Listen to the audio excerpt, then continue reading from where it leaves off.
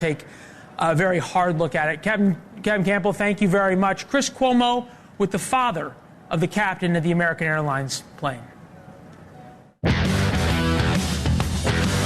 family. Chris Cuomo here. Welcome to NewsNation, where left and right come to be reasonable. So, tonight we have an exclusive with the father of the American Airlines pilot who died trying to land in Washington, D.C. last night. He was one of the 67 who lost their lives. And we still don't understand why, but we're going to piece clues together tonight. The father is a pilot himself, and he actually flew Black Hawk helicopters. One was involved last night. In fact, he flew the same route that became deadly last night in a Black Hawk helicopter. Now, what are the chances, right? Well, that is a question that his family is struggling with on many levels. So we're going to cover that. And we're also going to cover the confirmation hearings for the three most controversial Trump picks left. And all of these stories share a common trait. Each and all are complicated and compromised because of social media and digital media. Of course, any story about online BS is going to have a Trump angle, but the president is but a symptom of the disease I'm talking about. Now, I don't know why President Trump thinks a plane crash warrants a race-baiting episode, or why he thinks anything is made better by him blaming others for a situation we still don't understand, but that's Trump. And he has yet to offer any proof of anything he says on this issue. But that's what passes for political pablum on social media. And that, not just him, is the real problem. And yes, the left was weaponizing this tragedy as well, blaming Trump for FAA cutbacks. And there were rampant conspiracies and terror allegations, none of it based on anything more. And here's the point. What motivates them is a desire for clicks in the hope of going viral.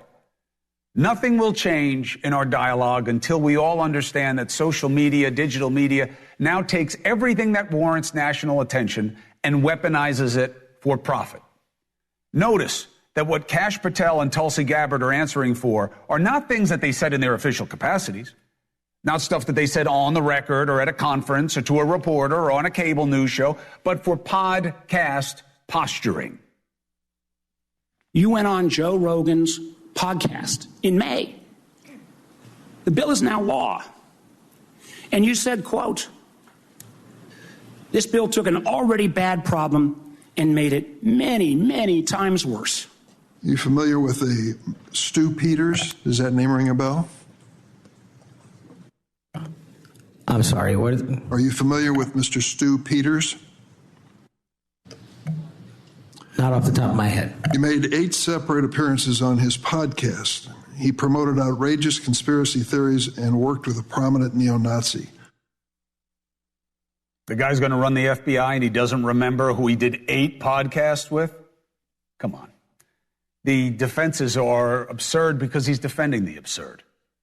They are haunted by their own exaggerated, often baseless social media and podcast claims. Look, they're great for fueling a fringe following, but they look stupid when held to the light of actual scrutiny. So here's Tulsi Gabbard having to explain her statements on Edward Snowden. You consistently praise the actions of Edward Snowden. These are your quotes. Brave. Please join my bipartisan legislation calling for charges to be dropped against him. Do you disagree that legislation was not appropriate? Do you believe he is brave or not? Yeah, back those words? Once again, Senator, Edward Snowden broke the law. He also released information we agree that Edward Snowden that exposed the United States government's illegal your programs. Legislation and your words are still your beliefs. Yes or no, please? I'm making myself very clear. No. What Tulsi's being forced to make clear is that there's a difference between what you say when you're going to be held accountable and what you say when you're trying to be popular. Now, you can say, well, that's always been what politics is, but not like this. Not like this. And she did say he was brave and deserved a pardon.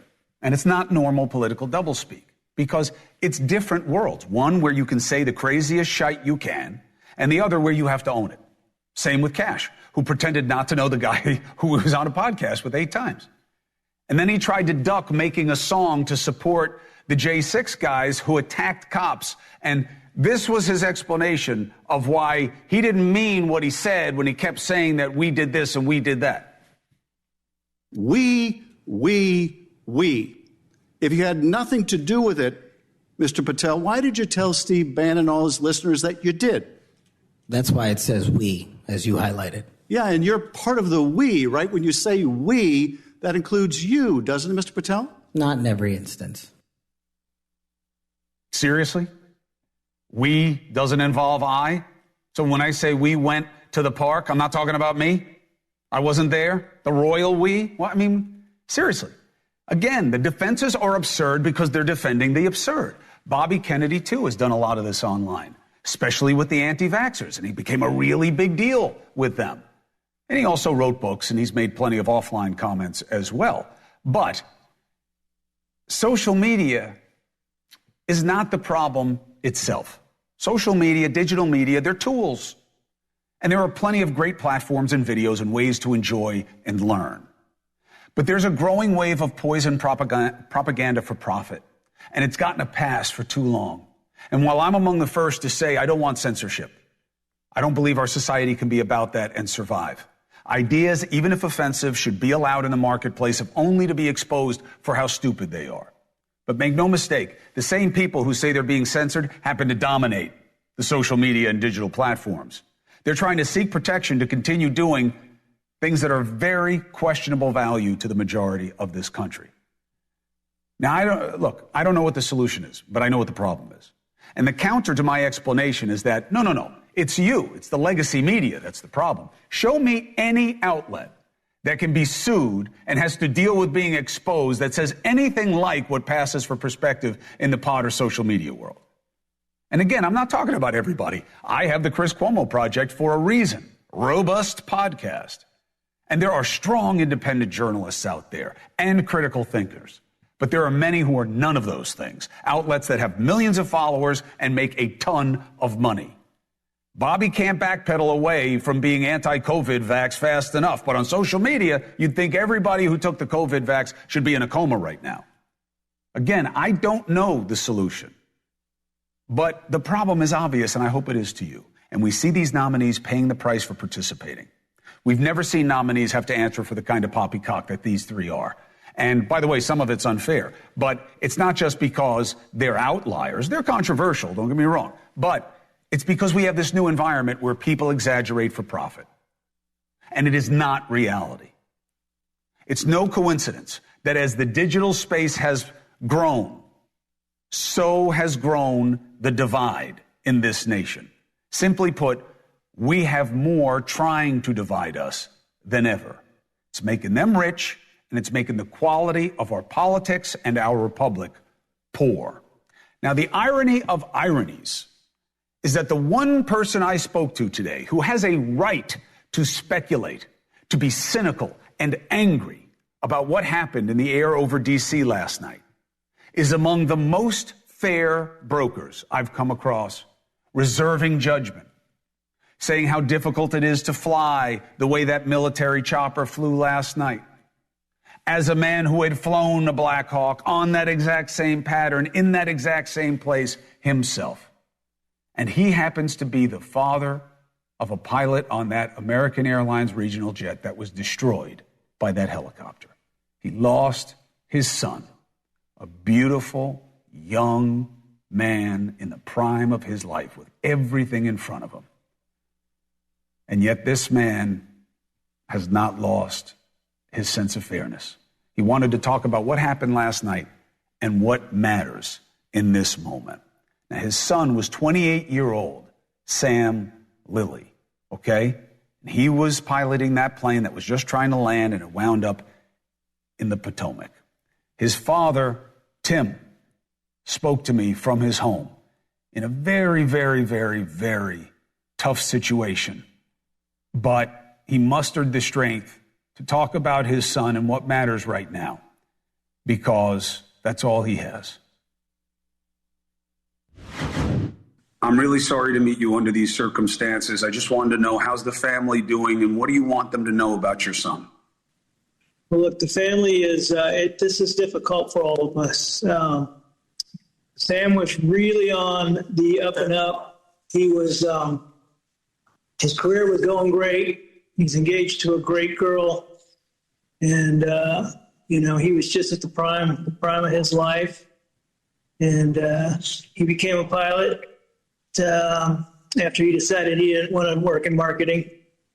And so I was so proud of him because I'm a pilot.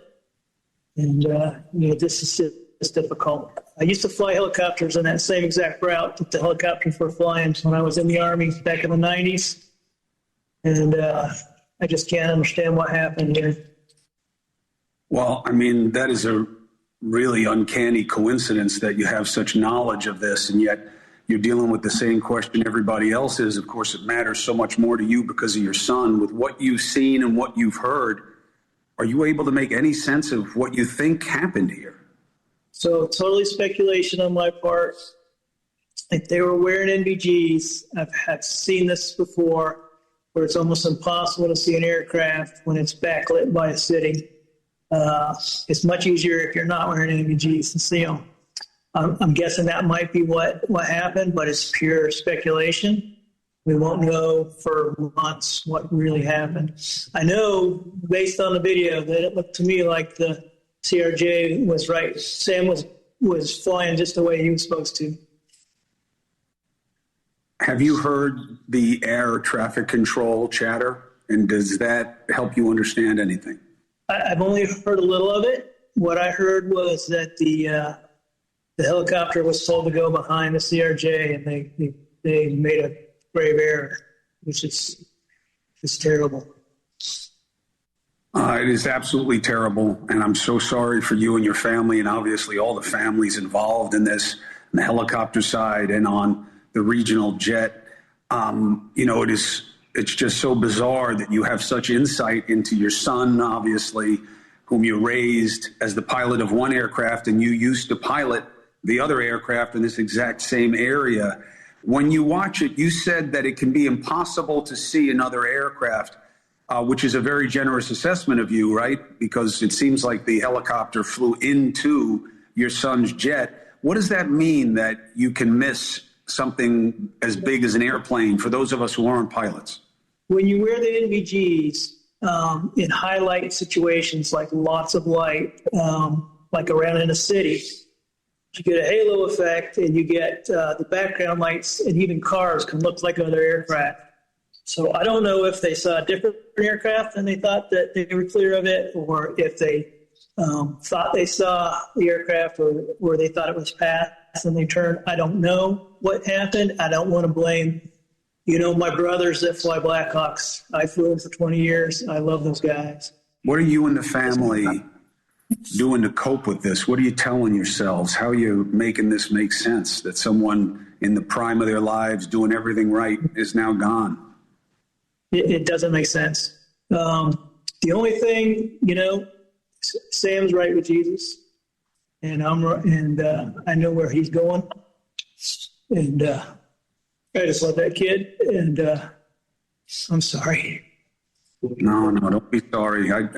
That's the only thing that gives me any comfort at all. So I know where he. Tell us about your son and the man you raised and why you loved him so much. Well, Sam, he went to Georgia Southern, and he was a marketing major, and he was excited about that career. But he got started in marketing. He worked there for like 2 months. He called me up. He said, "Dad, I hate my job. I want to be an airline pilot." And I was like, "Well, now you tell me." But he pursued it. He pursued it with vigor. And he was able to attain it in just a few years. He's been working at PSA. He loved working at PSA. And he was really successful at it. And then his personal life, it just went really well. The girl he's engaged to is just wonderful, and we all loved her. We were just so glad she was going to join our family. And it's just a tragedy. How did you find out about this? I was watching the news, and we saw that there was an accident. I didn't think it was anyway Sam, and I knew he was on a trip. So through my wife, I got in touch with his fiance, and we found out what trip he was on. And it was the same trip, and he wasn't answering the phone. So I knew.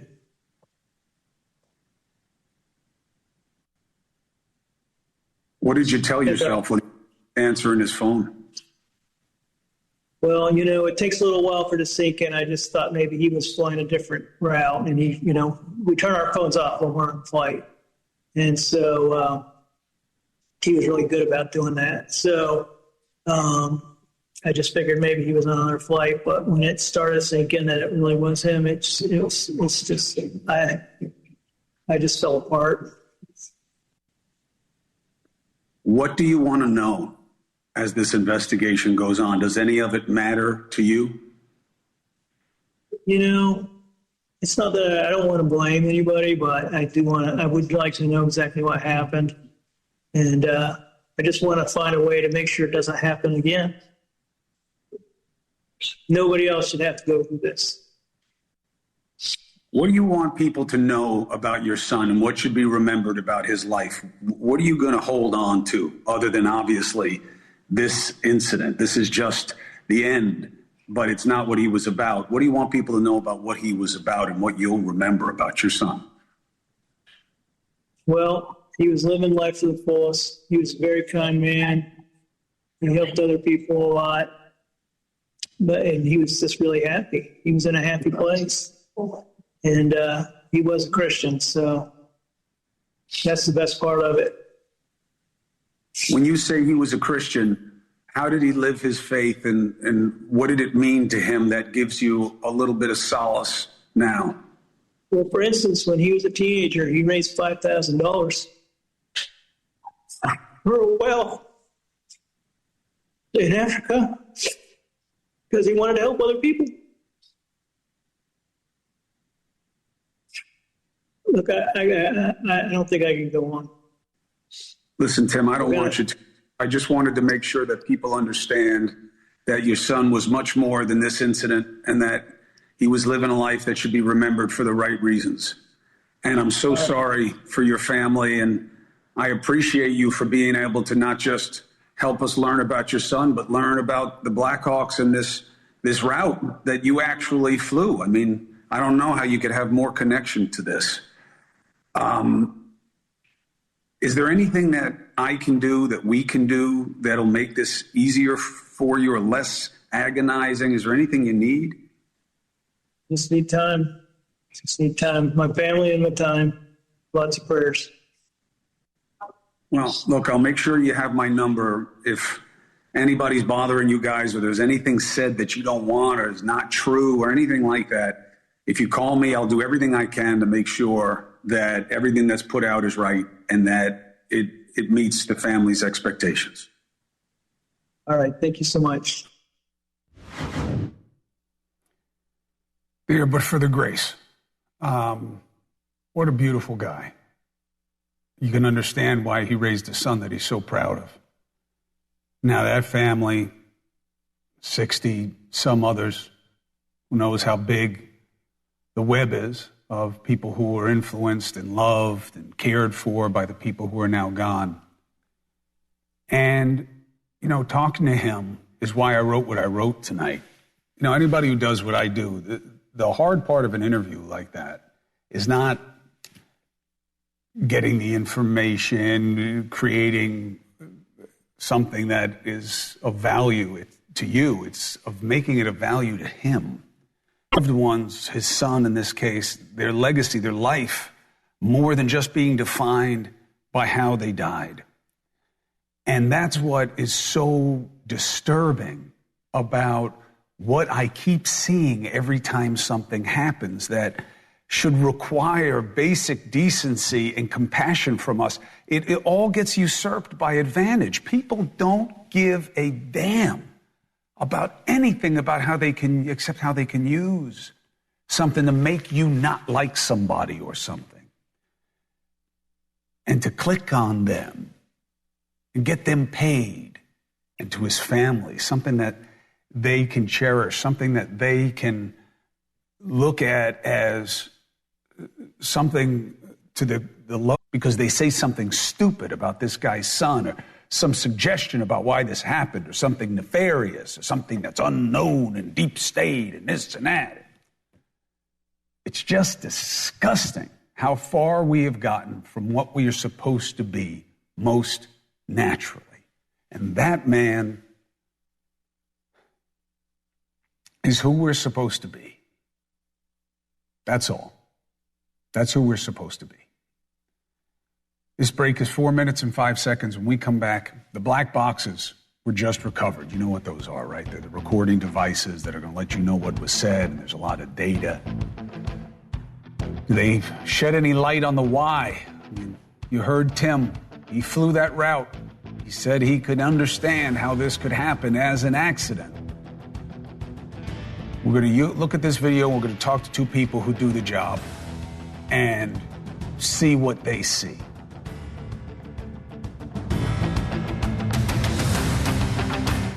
Here online, we do not know the only thing that matters about last night, other than the people who were lost, the 67 families that are destroyed. And that is, why did what we all saw happen? And it's going to take a long time, because they just do. You got to be absolutely sure. Now, right before we went on air tonight, 2 black boxes from the commercial jet were recovered. We don't know if they are intact or what's on them, but it will be cockpit recordings, and you will have data of what was going on. But it's just as important that they know really about the helicopter. Now, some believe, it was it was the airplane's fault, or no, it was the helicopter's fault. There's a new report that says the staffing of air traffic controllers at the airport was, quote, not normal for the time of day and volume of traffic, and that one of the air traffic controllers was tasked with handling the helicopters and local plane traffic, something that usually gets assigned to 2 different air controllers. What makes sense, what doesn't make sense at this point? Let's bring in 2 people who know. Elizabeth McCormick, former U.S. Army Black Hawk helicopter pilot, and Josh Sherrard, commercial pilot. Thank you both for joining me about this. Elizabeth, yes. When you're checking boxes about what matters in this situation based on what you've seen and what you've heard, what are those boxes? So the biggest flag for me was that they said it was as soon as they said a crew of 3, on a training mission, and flying visual in a dense airspace, they really should have had 2 crew chiefs, one on each side, to clear the back of the helicopter and the view.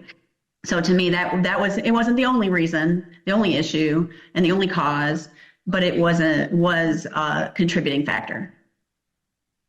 Now, Josh, you're nodding along.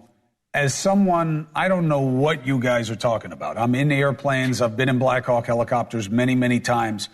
I look and I see a beautiful night, a clear sky, and I hear all of these people telling them what to do, and I see all the planes doing what they usually do. I don't understand what's difficult about this. What am I missing? Yeah, so when you get 2 planes like this that are both technically VFR, they're visual flight rules. I mean, the CRJ was cleared for a visual approach, which means pilots are out looking at the runway, they're looking at the surrounding areas. And then, of course, the Black Hawk also on visual flight rules. So when you get a situation where these helicopters or these aircraft are getting close, we even hear to the controllers come on and say, Pat 25, the Black Hawk helicopter, do you have the CRJ in sight? And he says yes. At that point, the controllers take a little step back and say, okay, I understand they're close, but they can see each other. So I'm assuming that they're going to be able to see and avoid. The question is did the Black Hawk crew spot the right aircraft, or did they spot the correct aircraft? But at night, sometimes all you're seeing is just a few position lights and landing lights. And it's fairly difficult to tell the travel of that aircraft. And you only have a few seconds to do that. So extrapolating that very quickly, they may not have been able to understand where that aircraft was traveling in order to make an escape maneuver. One more step down that road for me, Elizabeth. Help me understand a little bit more. I get it. I say I see it, But why is that not as simple as it would be? So watch the beginning part of the video. There's another aircraft taking off. See that? Taking off. That's the one I believe the Black Hawk said they could see. They did not see the one that was above and behind them. So to me, the air traffic control typically would say, do you have the other aircraft at 5 o'clock? Do you have the other aircraft at your 11 o'clock? And a little bit more clarity from the air traffic controller. If they had said, do you have the one at 5 o'clock? And they're looking at the one at 11 o'clock, they would know that the crew chief's sticking his head out the window to get eyes on it and see where it is. What am I missing, Josh, about how, well, it seems like it's right there next to you. It'd be easy to see. You said that sometimes you only see the marker lights. Tom, the pilot who died in the American Airlines plane, his father told me that you just heard, no, that the light from the city is blinding to see a chopper against that. Explain that. Yeah, so especially on an approach and you're on a descent. So the cockpits of those aircraft are really not built to see down, down the nose. So when you sit in it, you're really barely looking over that dash. So once again, trying to look down for a plane is very difficult. And two, they're facing north. And so they're searching if they were searching for this Black Hawk, they're searching north and trying to position that aircraft amongst the lights of the city. And helicopters don't move in the same manner that aircraft do. They don't move nearly as fast. And so trying to spot moving lights against that city background is going to be incredibly difficult at night for any experienced pilot. Elizabeth, is there anything about this that screams to you intentionality? No. Or that this was, something people wanted to happen? Absolutely not. There's no way a experienced military instructor pilot who is doing the annual eval of the other pilot would do anything like this. No military member. Absolutely not. Yeah, absolutely. Josh, agree. We have no indication of that. So we have no indication that there was any kind of intent. Everybody was doing the thing that they were supposed to be doing. They're on the correct flight paths. Unfortunately, that you just can't occupy the space at the same time. I appreciate you being measured. I appreciate you being open, and I appreciate you being fair. Elizabeth, thank you very much. Joshua, appreciate you. As we learn more, please come back so you can explain it to the audience. Thank you both. 4 minutes and 30 seconds. Coming up just minutes after the crash. You heard what I said at the top. You saw it on social media. I want to say I was surprised. I want to say I can't believe it, but I can. Nothing else happens except no matter what happens, everybody says it's the other guy's fault and they're terrible. It doesn't matter what it is. So I want to bring people from both sides together to say that this is wrong, damn it. And we got to get to a better place, and they have to lead us there. Republican member of Congress, Democratic member of Congress, both of them very important to their caucuses and important to me on this show. Fair brokers about what the hell is going wrong and how do we get to a better place. Obama, Biden, and the Democrats put policy first, and they put politics at a level that nobody's ever seen, because this was the lowest level. Their policy was horrible, and their politics was even worse. I don't get the value. President Trump, 67 people dead. We don't know why. He's blaming other administrations. He won. I don't understand what this does for him other than to make sure that you're on edge, that you know that there are bad guys out there and you need him. And I just don't know how it gets us better. I don't know how Elon Musk, putting out to 5 gazillion people or how many his algorithm gives him, that this happened last night, what we saw because of the FAA's hiring practices. How do they know that? How do they know? I haven't heard a single pilot or expert say that, and they are saying it like it is a matter of fact. Why? Because they want you to not like their political opponents. How crazy have we gotten, and what do we do about it? 2 politicians that are on opposite sides, but share a concern about getting to a better place. Republican member of Congress, Tim Burchett. Democratic member of Congress, Ro Khanna. Tennessee, Burchett. California, Khanna. It's good to have you both. Thank you for being with me, my brothers, and thank you for coming on together. I love it, and I appreciate it. Thank you both. Do we agree about what the problem is here, Tim, Ro? We're all seeing the same stuff, and there were people on both sides. Of course, Tim, you got the big dog in the president, but there were Democrats throwing stuff at Trump, too, which probably incentivized him to get into it the way he's into it right now. Tim, what do you see as the problem with this dynamic that we're all watching? Well, I tweeted on my X account at Tim Burchett earlier. I did a little video. I do these videos. They drive everybody crazy. Do you have that jacket on? Yeah, I did. It was cold. I was just out in my barn. My wife had me out there, and I had to run out to help her, and I'm running back to talk to you, and I caught your interview with that poor father. And that's, today I defended you, Cuomo. I wanted you to know that. They're saying, I can't believe you're friends with that guy. And I said,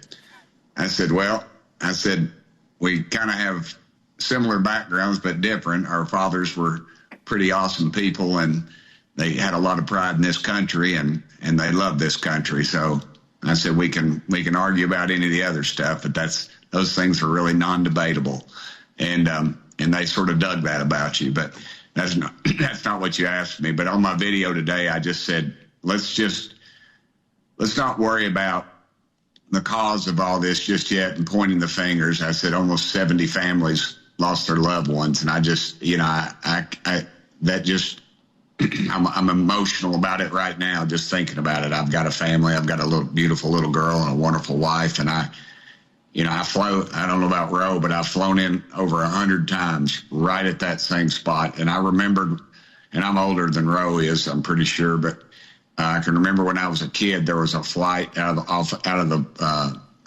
Washington, D.C. that crashed into the Potomac. 82. Yeah, went through the ice. Hit the bridge. Yeah, that's it. And there's one guy dove in and pulled 3 or 4 people out. I mean, it was just, I can remember it like it was yesterday, and it was dealing with de-icing. And I think about that every time. And I even took a picture and sent it to my daughter when we were flying out, because I could see ice on the Potomac, because we're in Tennessee, that maybe our swimming pool or a mud puddle ices over, but the Tennessee River rarely ices over. And, I always think about that. And I just hurt for those families. I can't, and I had a buddy of mine who's going through pilot training, sent me a message and thanked me for the video, just that I wasn't pointing fingers, because it's just, we're going to find out. And it's probably not going to be a partisan solution. It's going to be a combination of human error. Yeah. I mean, look, that's the point, right, Ro? It's not just that we don't know, which is obvious, right? It's that they are looking for a fight. I felt that way about Pete. I like Pete Buttigieg, okay? I think he's a bright light in your guys' party. But he was looking for a fight with Trump, and he got it. And I feel like that happens all the time, Ro, that everything that happens has to get put through the meat grinder of political advantage. And I just don't know how it takes us anywhere but down. What's your take on it? Well, first of all, I appreciate what Tim said. We come from very different political persuasions, but I've always found Tim on the House floor to be civil, straight up, and decent. And sometimes we just need decency in this country. I mean, I've flown into Reagan as well, and the first thought you have, whether it's Tim or any person, is, wow, that could have been me. That could have been my family. What are these families going through? This incredible tragedy. One day, everything seems fine. The next day, your life is broken forever. And a community in Kansas is broken forever. And then you think about the firefighters and the ambulance and the first responders and the frigid cold in D.C. And while we're out on Twitter doing convenient things, they're jumping into the cold water. They deserve better from our political class. Now, I usually do not take shots at the president. I'm one of the Democrats who says, let's actually get things done. But one thing, when you're the president of the United States, I don't care how anyone else is behaving. Just for this one moment, have some empathy and make it about the families who have lost their lives. And this is the time we look to the president to do that. And I'd hope he'd do that next time. But we still have to be Americans in this country. Listen, I know that I'll get crap for this. Trump's who he is, okay? And he won the election. I think it's on you guys. I think if the country is going to change its tone, it's going to be because the people they see and they hear are acting differently. Not because of Trump, maybe despite him, but in any way, it's not going to come from the top. It's got to come from you guys. And that's why I wanted you on. I'll let you go. I believe in you. I believe you're fair brokers. And I believe we can do a hell of a lot better. And I believe that you don't have to be the way it is right now. And I see that in your guys' example all the time. That's why I wanted the audience to see you. Ro, thank you very much. We'll keep the conversation going, but nothing matters more than the tone, to be honest. And Tim, thank you very much for defending me. I told you not to do that because you must sacrifice me to make your constituents happy. I said he talks funny, and I think he's a Catholic, but us Baptists can still pray for him. And in that accent, you're just stuck with that. I can't do nothing about that. Yeah. You know what's funny, Ro? He believes that. He believes that I sound funny. He believes it. Just like he believes that coat looks good. Yeah, you'll be happy to know I'm in Johnstown, Pennsylvania, and someone came up to me and said, we saw you on Cuomo the other night. I said, you're going to give Cuomo a big head, but more and more people are watching you in all different parts of the country. So you're doing something right. People, look, I'm a beneficiary of where I am. NewsNation is seen as an insurgent network, but it really is just what people have had enough. They just want somebody who's being straight, having both sides, let them figure it out for themselves, and that's what we're doing here. So I'm a beneficiary of it, and I appreciate you guys helping me with the deliverables to the audience. He really does believe I'm the one who sounds funny. Anyway, best to both of you and your families. We'll continue the conversation. 3 minutes and 45 seconds. Thank you. Yes, sir. Yes, sir. Look, they do not agree on a lot of things. They agree on being decent human beings and caring about people who are in pain. And let me tell you, that's all we need. Anyway, 2 more controversial cabinet picks had their hearings today. Kash Patel, who again was having to explain a lot of dumb shite that he's said on podcasts. Tulsi Gabbard, too. Senators are going to put them to their test, but I think it's their own words that got in their way today. I want to make certain that in no way does Russia get a pass. I'm offended by the question because my sole focus, commitment, and responsibility is about our own nation, our own security, and the interests of the American people. Was President Donald Trump wrong to give blanket clemency to the January 6th defendants?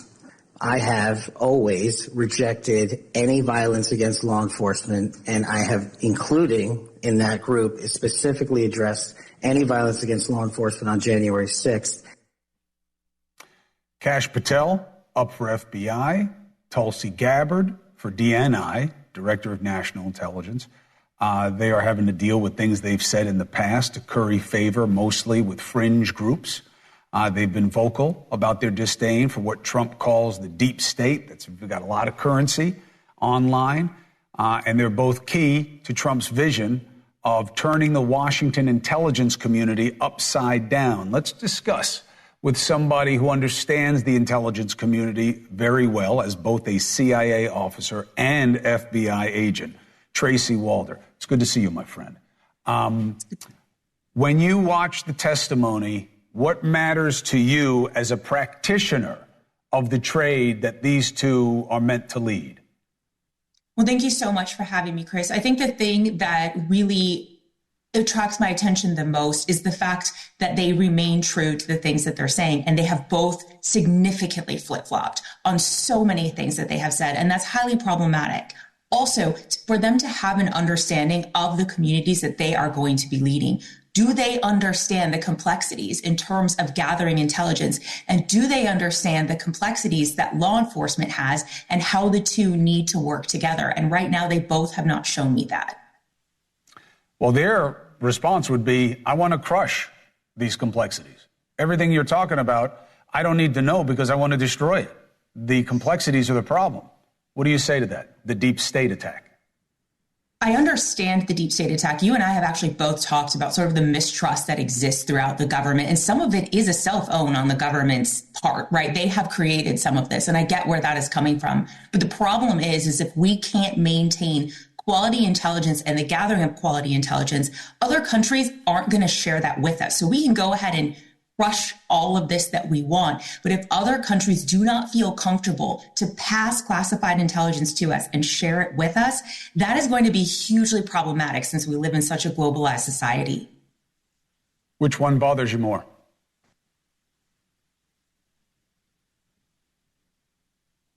Tracy, you got me? Yes. Yes. Oh. Were you trying to give me a heart attack? Is that what you're doing there? You're trying to try to give the old guy a heart attack by pretending you don't hear me? Is that what you did? Nice, Tracy. Nice. That's how you use your intelligence training? You feel good about yourself, do you? I'm recruiting you. So, I would say of the two of them, probably Tulsi Gabbard is the one I have the biggest issue with. I'm very grateful for her military service. Obviously, she's deeply committed to our country, but she doesn't have an intelligence background. And going to Syria and not knowing that you are meeting with individuals who are wanting to blow up individuals in the West and in the United States is highly problematic. And it tells me she's not even vetting the intelligence and the people she's meeting with. You think Kash Patel meant what he said when I said we, I didn't mean me. I meant the different we. What other we is there? If I tell you that we went somewhere, in what universe of FBI or the CIA does that mean I wasn't there? Yeah, that's what I'm not really understanding about some of the things that Kash Patel is having to say. I think what he's trying to talk about maybe is the enemies list that he has, and trying to distance himself from being almost this J. Edgar Hoover type of individual, trying to get out vendettas and those kinds of things. There is no question the FBI needs an overhaul. And I don't know whether or not Kash Patel is the right person for the job. I'm sort of on the fence in regards to him. But the reality is I think he's trying to make him seem like less of a J. Edgar Hoover. Right. I hope he has a different closet. The idea of the qualifications, you got to remember, Trump picked a poker player who's not an accountant to head up the IRS. So relatively, these two check a lot of boxes. Tracy Walder, thank you very much for your candor and your insight as always. I forgive you for what you tried there. It's not nice, but I get it. It's always easy to make fun of me. I get it. Tracy Walder, thank you. We'll be right back.